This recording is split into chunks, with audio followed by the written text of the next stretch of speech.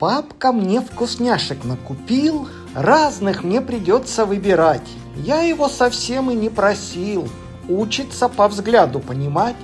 На него я только погляжу, он дает вкусняшку. Это так. Дрессировка, это вам скажу, непростое дело для собак. С детства есть люблю всегда из рук.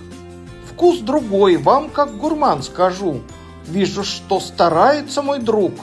Похвалю его и оближу. Приучить не просто нам людей, сразу с полувзгляда понимать. Только посмотрю, и он скорей сам идет на поводке гулять. Когда надо есть, гулять и спать, понимает папа лучше с каждым днем. Главный Йорк, тут нечего скрывать. Мы в любви и в радости живем.